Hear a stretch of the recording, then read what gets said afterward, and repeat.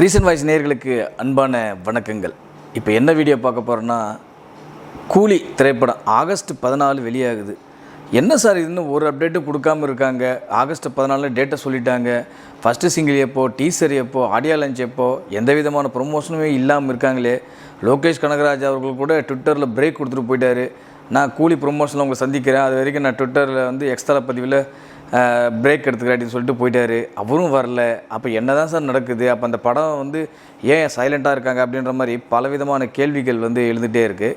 சரி, நம்ம நிறைய விஷயங்கள் கூலி திரைப்படம் சம்மந்தமாக விசாரித்து வச்சுருந்தோம். என்னென்ன எந்தெந்த ஸ்டேட்டில் எவ்வளோ ரைட்ஸுக்கு விற்றுருக்காங்க, ஓவர்சீஸ் என்ன விற்றுருக்காங்க, அது மட்டும் இல்லாமல் இந்த படத்தோடைய ஃபஸ்ட்டு சிங்கிள் எப்போ வரும் அப்படின்ற மாதிரிலாம் பல விஷயங்கள் நம்ம டீட்டெயில்ஸாக கலெக்ட் பண்ணி வச்சுருக்கோம். அந்த வகையில் பார்க்கும்போது கூலி திரைப்படத்தோடைய ஃபஸ்ட்டு சிங்கிள் எனக்கு தெரிஞ்சு இந்த வாரத்துக்குள்ளே ஒன்று அப்டேட் வந்துடும், இல்லைன்னா பாடலே வந்துடும். இந்த ரெண்டுத்தில் ஒன்று கன்ஃபார்ம் இந்த வாரத்துக்குள்ளே இருக்குது. எனக்கு தெரிஞ்சு கம்மிங் சாட்டர்டே அப்டேட் வரத்துக்கு அதிக வாய்ப்புகள் இருக்குது. ஒன்று ஃப்ரைடே ஈவினிங் இல்லை சாட்டர்டே, 2 நாளில் ஒரு நாளில் அப்டேட் வரத்துக்கு அதிக வாய்ப்புகள் இருக்குது. இந்த படத்தோடைய ஃபஸ்ட்டு சிங்கிள் இதுதான் கூலி படத்தோடைய ஃபஸ்ட்டு சிங்கிளுக்கு உண்டான அப்டேட். சரி, இந்த திரைப்படம் என்ன சார் மிக பிரம்மாண்டமான முறையில் தயாரிச்சிருக்காங்க. பல ஸ்டேட்லேருந்து பல நடிகர்கள் இருக்காங்க. நாகார்ஜுனா இருக்கார், உபேந்திரா இருக்கார், சத்யராஜ் இருக்கார், அமீர் கான் வேறு கெஸ்ட் ரோல் பண்ணியிருக்காரு.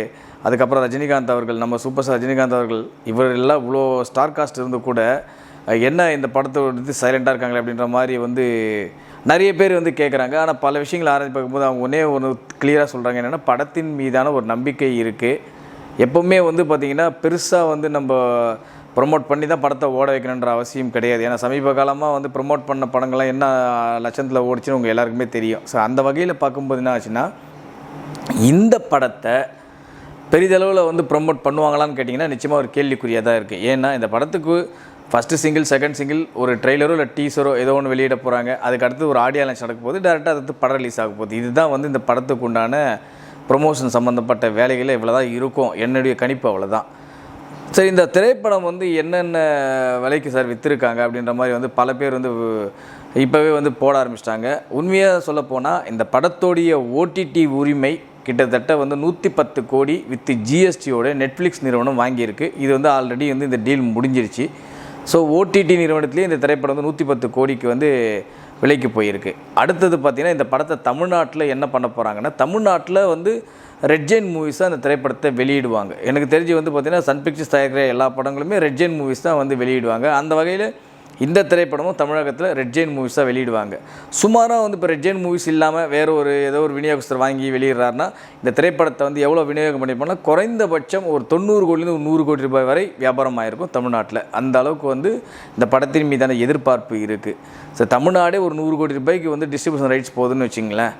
அடுத்தது பார்த்திங்கன்னா, அண்டை மாநிலமான கேரளாவில் இந்த திரைப்படம் என்ன விலைக்கு கொடுத்துருக்காங்க அப்படின்ற மாதிரி செய்திகள் சேகரித்து அவங்க ஒன்று சொன்னாங்க. இந்த திரைப்படம் ஒரு 17லேருந்து 20 கோடி ரூபாய் வரை கேரள விநியோக உரிமை விற்கிறதாக ஒரு தகவல். இந்த திரைப்படம் கிட்டத்தட்ட கேரளாவில் மட்டுமே ஒரு 17லேருந்து 20 கோடி ரூபாய் வரை விற்பனை ஆகிறதுக்கு ரெடியாக இருக்குது அப்படின்ற மாதிரி அதுக்குண்டான வேலைகள் நடந்துகிட்ருக்கு. அது ஆல்ரெடி வாங்கிட்டான்னு கூட சொல்கிறாங்க. அது பட்டுன்னு அதிகாரப்பூர்வ அறிவிப்பு நமக்கு வரல. அதே தான் கர்நாடகாலையும் கிட்டத்தட்ட பார்த்திங்கன்னா ஒரு 22லேருந்து ஒரு 25 கோடி வரை இந்த திரைப்படம் டிஸ்ட்ரிபியூஷன் ரைட்ஸ் வாங்கிறதுக்கு ரெடியாக இருக்காங்க அப்படின்ற மாதிரியும் ஒரு செய்தி. சரி, அதை விட்டிங்கன்னா இப்போ ஆந்திரா மற்றும் தெலுங்கானாவில் இந்த திரைப்படம் கிட்டத்தட்ட ஆல்ரெடி 58 கோடிக்கு சேல் ஆகிடுச்சு ஆல்ரெடி. இந்த படம் என்ன இது 58 கோடி தமிழ் படம் இது வரைக்கும் எந்த படமுமே பார்த்திங்கன்னா 50 கோடிக்கு மேலே இல்லை, 30 கோடிக்கு மேலேயே எந்த படமும் ஆந்திரா மற்றும் தெலுங்கானா ரைட்ஸ் விற்றதே கிடையாது.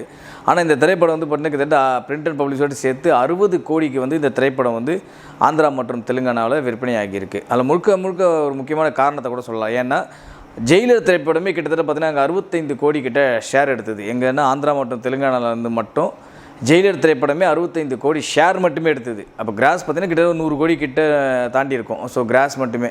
ஸோ அதை பேஸ் பண்ணி தான் இந்த திரைப்படம் கிட்டத்தட்ட ஒரு 60 கோடி ரூபாய்க்கு வரைக்கும் சேல் ஆகிருக்கு அப்படின்ற மாதிரி ஒரு செய்தி.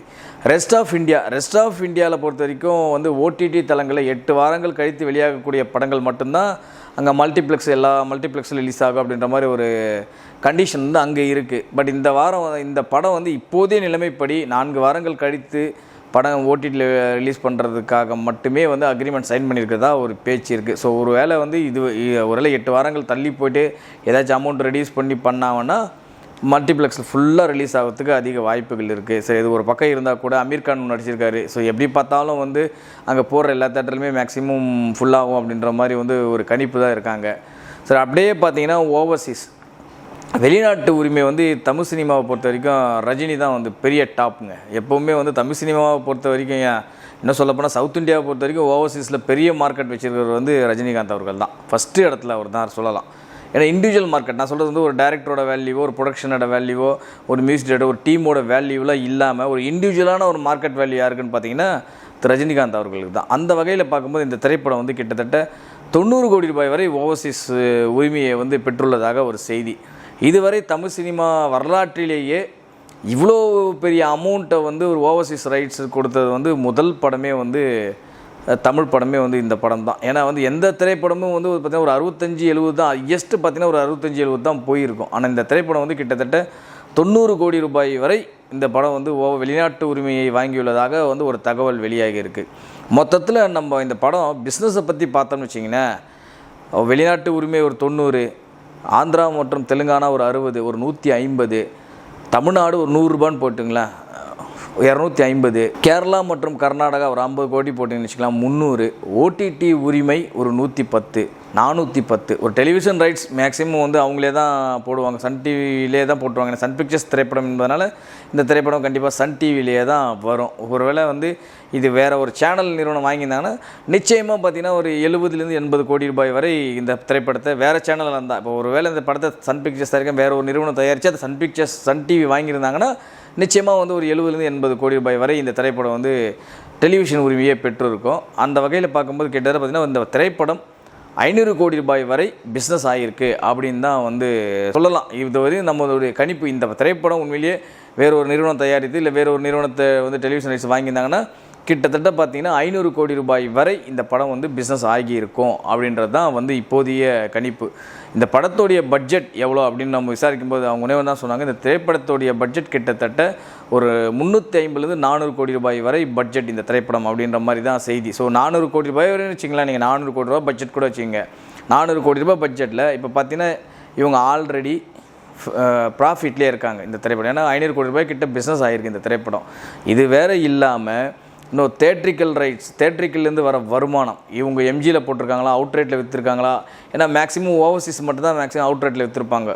தமிழ்நாடை பொறுத்த வரைக்கும் அவங்க வந்து டிஸ்ட்ரிபியூஷன் தான் பண்ணுவாங்க. டிஸ்ட்ரிபியூஷன் பண்ணும்போது இந்த வாயிலாக வர வசூல் நிறுவனங்கள் இதெல்லாம் பார்க்கும்போது என்ன ஆகும்னா இந்த திரைப்படம் வந்து கிட்டத்தட்ட வந்து இவங்களுக்கு லாபகரமான படமாக அமையும் அப்படின்றத வந்து ஃபஸ்ட்டே வந்து இந்த படம் வெளியாவதற்கு முன்னாடியே வந்து லாபகரமான படமாக அமைஞ்சிடுச்சு. இது வந்து நம்ம ஒரு படத்தை பெருமைப்படுத்தவோ இல்லை வந்து ரஜினிகாந்துக்கு வந்து கொடி தூக்குவோலாம் ஒன்றுமே கிடையாதுங்க. இந்த வந்து நடந்துட்டு இருக்க நிகழ்வை பற்றி தான் நம்ம சொல்லிக்கிட்டு இருக்கோம். இதில் வந்து நமக்கு ஒன்றும் பெரிய லாபமோ இல்லை நாம் வந்து எந்த ஒரு ரசிகர் மன்றத்துலேயும் எதுவுமே கிடையாது. பட் இந்த திரைப்படம் இவ்வளோ பட்ஜெட்டில் எடுத்த படம் இவ்வளோ இது வரைக்கும் வந்து ப்ராஃபிட் ஆகியிருக்கு அப்படின்றத தெளிவாக உங்களுக்கு சொல்கிறேன். ஸோ இதனால் வந்து படம் வெளியாகிறதுக்கு முன்னாடி இந்த திரைப்படம் லாபத்தில் இருக்குது அப்படின்றது தான் வந்து இப்போதைய கணிப்பு. அது மட்டும் இல்லாமல் இந்த திரைப்படத்துடைய ஆடியோ லான்ச் எப்போ நடக்கும்னா எனக்கு தெரிஞ்சு வந்து நான் விசாரித்த வரைக்கும் ஆகஸ்ட் 2ஆம் தேதி இல்லை ஆகஸ்ட் 3ஆம் தேதி நேரு இண்டோர் ஸ்டேடியத்தில் இந்த திரைப்படத்துடைய இசை வெளியீட்டு விழா நடக்க அதிக வாய்ப்புகள் இருக்குது. ஏன்னா பொதுவாக வந்து ரஜினிகாந்த் வந்து பெரிய அவுட்டர் சிட்டியில் சாய்ராம் இன்ஜினியரிங் காலேஜோ இல்லை வந்து இந்த மாதிரி இடங்களில் பெரிய பெரிய இடங்கள்ல இருக்க மாட்டார். நேரு இண்டோர் ஸ்டேடியம் தான் அவர் பல படங்கள் வந்து நீங்களே பார்த்துருப்பீங்க. எல்லாமே நேரு இண்டோர் ஸ்டேடியம் தான் அவருடைய இசை வெளியீட்டு விழா நடந்திருக்கு. அதே மாதிரி தான் இந்த திரைப்படமும் ஆகஸ்ட் 2ஆம் தேதி இல்லை 3ஆம் தேதி இசை வெளியீட்டு விழா நடக்க அதிக வாய்ப்புகள் இருக்குது. இதுதான் வந்து கூலி திரைப்படத்தோடைய அப்டேட். அது மட்டும் இல்லாமல் இதுக்கு அடுத்தது வந்து ரஜினிகாந்த் அவர்கள் ஜெயிலர் 2 பண்ணுறாரு. இதுவே இப்படி இருக்குன்னா இந்த ஜெயிலர் 2க்கு ஏகப்பட்ட எக்ஸ்பெக்டேஷனில் வந்து உருவாகிட்டு இருக்குது. அந்த படத்தில் பார்த்தீங்கன்னா பாலகிருஷ்ணா அவர்களும் நடிக்கிறாரு. அது வேறு இல்லாமல் ஷாருக் கானும் வந்து ஏதோ ரோல் பண்ணுறதா வந்து ஒரு செய்தி வந்துக்கிட்டு இருக்குது. ஸோ இப்படி இருக்கும்போது இந்த திரைப்படம் இதை விட இன்னும் அது பல மடங்கு பிஸ்னஸ் ஆகும் அப்படின்றது தான் வந்து எல்லாருக்கும் தெரிஞ்ச ஒரு செய்தி. இன்னொரு கேள்வி கேட்குறாங்க, என்னென்ன ஜெயிலர் திரைப்படத்தில் வந்து இவர் நடித்தார் அவர் நடித்தார், அதனால தான் அந்த படம் வசூல் அதிகம் அப்படின்லாம் சொல்கிறாங்க. அப்படிலாம் ஒன்றுமே கிடையாது. அப்படி பார்க்க போனால் அவங்க வந்து பல படங்களில் வந்து இங்கே கேமியோ ரோல்லாம் பண்ணியிருக்காங்க. ஆனால் எந்த படமும் அங்கே ஓடினதாக சரித்திரமே இல்லையே. நீங்கள் யோசிச்சு பாருங்கள் சார். காரணம் சரி, நீங்கள் மோகன்லால் கூட விட்டுருங்க சார், ஒரு நிமிஷம் வரார் சார் கேமியோ. சிவராஜ்குமார் ஒரு நிமிஷம் வரார் சார் கேமியோ, அவ்வளோதான் சார். இதுக்காக வந்து அங்கே ஃபுல் ஸ்டேட்டில் இருக்கவங்களும் படம் பார்த்துருவாங்களா? சரி, அப்படியே வேணாம். இங்கேருந்து பல நடிகர்கள் வந்து கன்னடத்தில் வந்து ஸ்பெஷல் கேமியோ பண்ணியிருக்காங்க. அந்த படம்லாம் தமிழ்நாட்டில் பிச்சிங்கன்னு ஓடிச்சா? ஏன் இதே சொல்கிறேன், சிவகார்த்திகேயன் அவர்கள் படத்தில் கன்னட படத்தில் ஒரு கேமியோ பண்ணியிருக்காரு. வஜ்ரகலான்னு ஒரு படம், ஞாபகம் இருக்கான்னு இல்லையான்னு தெரியல உங்களுக்கு. அந்த படம் வந்து தமிழ்நாட்டில் எத்தனை பேருக்கு ரிலீஸ் ஆனது தெரியும்? கொஞ்சம் யோசிச்சு பாருங்கள். மோகன்லால் அவர்கள் இங்கே பல படங்களில் கதாநாயகன் நடிச்சிருக்காரு. அந்த படங்கள்லாம் இங்கே எத்தனை படம் வந்து பெரிய பிளாக் பஸ்டர் ஹிட் அடிச்சிருக்கு? யாராச்சும் சொல்ல முடியுமா? ஜில்லா, சிறைச்சாலை, பல படங்கள் சொல்லலாம். மோகன்லால் அவர்கள் நடித்த படங்கள் ஏதாச்சும் படம் இங்கே பெரிய பிளாக் பஸ்டர் ஹிட் ஆகிருக்கா தமிழ்நாட்டில்? யோசிச்சு பாருங்கள். இவ்வளோ வேண்டாம். சரி, இதே வந்து ஷாருக் கான் படத்தை நடித்த ஒரு படம் ராவன்னு ஒரு படம், அதில் சூப்பர் சஞ்சிக்கு ஒரு சின்ன கேமியோ பண்ணார். அந்த படம் வந்து இங்கே பெரிய பிளாக் பஸ்டர் ஹிட் அடிச்சிருக்கா தமிழ்நாட்டில்? நீங்கள் யோசிச்சு பாருங்கள். ஏன் இன்னும் சொல்லப்போனால் பல தெலுங்கு நடிகர்கள் வந்து இங்கே கேமியோ பண்ணியிருக்காங்க படம். அதுக்காக வந்து தெலுங்கு ஸ்டேட்டில் வந்து பெரிய லெவலில் பிச்சுக்கிட்டு ஓடிருக்கு அந்த படங்கள்லாம். கேமியோ ரோல் என்பது வந்து அந்த படத்துக்கு தேவையான ஒரு விஷயத்துக்காக கொண்டு வர்றது. அது வந்து பிஸ்னஸுக்காகவோ இல்லை அந்த படம் வந்து அந்த ஸ்டேட்டில் பிச்சுக்கின்னு ஓடணுன்றதுக்காகவோ ஒன்றுமே கிடையாது. அந்தந்த ரோலுக்கு தேவைப்படுறவங்களே. ஏன் சமீபத்தில் வேட்டையின் திரைப்படத்தில் அமிதாப் பச்சன் நடித்திருந்தார். அதுக்காக வந்து பாலிவுட் ஃபுல்லாக வந்து அமிதாப் பச்சன் தான் வந்து அகில இந்திய சூப்பர் ஸ்டார் பெரிய இது வாங்கினவர் அவர் தான் முதல்ல. இப்போ அந்த படம் வட இந்தியா ஃபுல்லாக பிச்சுக்கின்னு ஓடிச்சா? ஃபகத் பாசில் கூட தான் வேட்டையில் நடிச்சிருந்தார். அப்போ கேரளாவில் பிச்சுக்கின்னு ஓடிச்சா? அதெல்லாம் ஒன்றும் கிடையாது. படத்துடைய கண்டென்ட் நல்லா இருந்தால் எந்த நடிகர் போட்டாலும் சரி போடலாலும் சரி படம் பிச்சுக்கின்னு ஓடும். ஒன்றும் வேணாம் சார். மஞ்சுமில் பாய்ஸ்னு ஒரு திரைப்படம் சார். அந்த திரைப்படம் தமிழ்நாடு ரிலீஸ் ஆச்சு சார். எந்த தமிழ் ஸ்டார்ஸ் அந்த படத்தில் வந்து பெரிய நடிகர் நடித்தாங்க? இங்கே தமிழ்நாட்டில் அந்தளவுக்கு பிச்சுக்கின்னு போச்சு? ஒன்றுமே கிடையாது. KGF 2 திரைப்படம் ரிலீஸ் ஆச்சு. இங்கே என்ன இப்போ ரஜினிகாந்த், கமலஹாசன், அஜித், விஜய் அந்த படத்தில் நடித்தாங்க. KGF 2 இங்கே பிச்சுக்கின்னு ஓடலையா? இல்லை KGF 1 பிச்சுக்கின்னு ஓடலையா? பாகுபலி எடுத்துங்க, ஏன் ஓடிச்சிங்க? காந்தாரா எடுத்துங்க சார். அந்த நடிகர் யாருன்னு இங்கே தெரியாது சார். ரிஷப் ஷெட்டி அவர் இங்கே யாருக்குமே தெரியாது. காந்தாரா படம் வரதுக்கு முன்னாடி அந்த படம் இங்கே பிச்சுக்கின்னு ஓடலையா?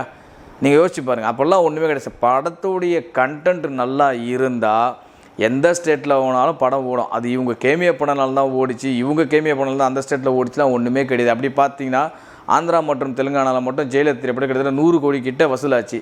எந்த சிரஞ்சீவி நடித்தாரா, பாலகிருஷ்ணன் நடித்தாரா, பவன் கல்யாண் நடித்தாரா, அல்லு அர்ஜுன் நடித்தாரா? சுனில்ன்ற ஒரு சாதாரண ஒரு கேரக்டர். சுனில் ஒன்றும் பெரிய ஆந்திரா தெலுங்கானா ஃபுல்லாக மார்க்கெட் வச்சது ஒரு லீடிங் ஆக்டர் கிடையாது. அவர் இங்கே இருக்கிற ஒரு சின்ன காமெடியன் மாதிரி அங்கே ஒரு காமெடியன் நடிக்கிறவர், அவ்வளோதான். இப்போ தான் ஒரு வில்லன் ரோலு மற்ற ரோல்லாம் பண்ண ஆரம்பிச்சிருக்காரு. அவர் வந்து ஒரு சாதாரண ஒரு காமெடி நடிகர். இங்கே வந்து ஒரு சூரி மாதிரி, ஒரு பாலசரவணன் மாதிரி, ஒரு சதீஷ் மாதிரி, ஒரு கருணாகரன் மாதிரி அங்கே ஒரு காமெடி நடிகர், அவ்வளோதான். அந்த மாதிரி ஒரு காமெடி நடிகர். அது அவருக்கு வந்து தெலுங்கானா ஆந்திரா ஃபுல்லாக வந்து உங்களுக்கு படம் ஓடிடுமா அவர் நடித்ததுனால? விஷயம் தெரியாமல் நிறைய பேர் பேசுகிறாங்க. அப்படிலாம் ஒன்றுமே கிடையாது. படம் வந்து அனைத்து மக்களுக்கும் பிடிச்சிருந்தது.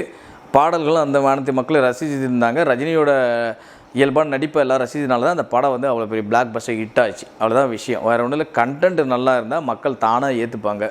அதே நம்ம தான் சொல்கிறேன். இப்போவும் இவங்க நடித்தா வந்து இவங்க பிஸ்னஸ் ஆகிடும், இவங்க நடித்தா வந்து இந்த படம் வந்து பெரிய லெவலில் அங்கே ஓடி இங்கே ஓடினா அப்படிலாம் ஒன்றும் கிடையாது. அப்படி பார்த்தீங்கன்னா இப்போது கூலி திரைப்படத்தில் மலையாள ஆக்டர், பெரிய ஆக்டர் யாருமே இல்லையே. மோகன்லாலும் இல்லை, மம்முட்டியும் இல்லை, ஃபகத் ஃபாசிலும் இல்லையே. அப்போ கேரளாவில் இந்த படம் ஓட போகிறது இல்லையா?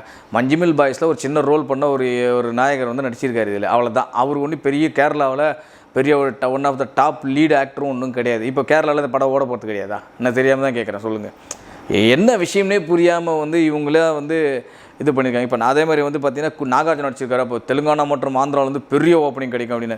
நாகார்ஜுனெல்லாம் வந்து ஒரு லெஜண்ட் கேட்டகரிக்கு போயிட்டாங்க. அவருடைய ஃபேன் பேஸும் எல்லாம் கடந்து அவங்க வேலையாட்டி பார்க்க போயிட்டாங்க. உண்மையை சொல்ல போனால் நாகார்ஜுனாவுக்கு ஒரு விதமான சப்போர்ட் இருக்குமே தவிர வந்து அப்படியே அடிச்சுன்னு புட்டிச்சின்னு டிக்கெட் பார்க்குற அளவுக்குலாம் அங்கே கூட்டம் இப்போதைக்கு கிடையாது. இந்த நாகார்ஜுனா, அந்த வெங்கடேஷ்னு ஒருத்தர் உங்களுக்குலாம் தெரியுமா தெரியாது? இல்லை வெங்கடேஷ், நாகார்ஜுனா, சிரஞ்சீவி, என்ன சொல்லுங்கள், சிரஞ்சீவி படமே அங்கே ஓடுறதில்ல பெருசாக.